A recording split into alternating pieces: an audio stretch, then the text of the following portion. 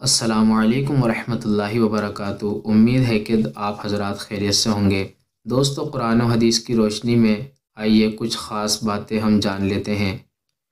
فقیہ ابو اللیث رحمۃ اللہ علیہ فرماتے ہیں کہ آدمی کی خوش نصیبی کی 11 علامتیں ہیں اور بدبختی کی بھی 11 علامتیں ہیں۔ خوش نصیبی کی 11 علامتیں یہ ہیں: نمبر 1، دنیا سے بے رغبتی اور آخرت کی طرف رغبت کرنا۔ نمبر 2، عبادت اور تلاوت قرآن کی کثرت کرنا۔ نمبر 3، فضول باتوں سے بچنا۔ نمبر 4، نماز کا اپنے وقت پر خصوصی اہتمام یعنی پابندی کرنا۔ نمبر 5، حرام چیزوں سے بچنا، چاہے ادنے درجے کی حرام ہو۔ نمبر 6، نیک لوگوں کی صحبت اختیار کرنا۔ نمبر 7، متواضع رہنا، تکبر نہ کرنا۔ نمبر 8، سخی اور کریم ہونا یعنی شریف ہونا۔ نمبر 9، اللہ کی مخلوقات پر شفقت کرنا۔ نمبر 10، مخلوق کو نفع پہنچانا۔ اور نمبر 11، موت کو کثرت سے یاد کرنا۔ بدبختی کی علامتیں یہ ہیں: نمبر 1، مال کے جمع کرنے کی حرص کرنا۔ نمبر 2، دنیاوی لذتوں اور شہوتوں میں مشغول ہونا۔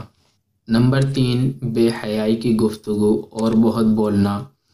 نمبر 4، نماز میں سستی کرنا۔ نمبر 5، حرام اور مشتبہ چیزوں کا کھانا، یعنی جن چیزوں پر یہ شک ہو کہ یہ حرام ہے یا حلال، ان چیزوں کا کھانا۔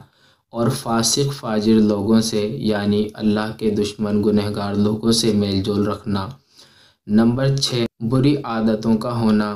نمبر 7، تکبر اور فخر کرنے والا ہونا۔ نمبر 8، لوگوں کے نفع پہنچانے سے بچنا۔ نمبر 9، مسلمانوں پر رحم نہ کرنا۔ اور نمبر 10، کنجوس ہونا۔ اور نمبر 11، موت سے غافل رہنا۔ دوستو، یہ ہیں 11 علامتیں خوش نصیبی کی اور 11 علامتیں بدبختی کی۔ ان سب کی جڑ موت کو کثرت سے یاد رکھنا ہے۔ جب وہ ہر وقت یاد آتی رہے گی تو پہلے کی 11 علامتیں انشاءاللہ پیدا ہو جائیں گی اور بعد کی دوسری 11 علامتیں ختم ہو جائیں گی۔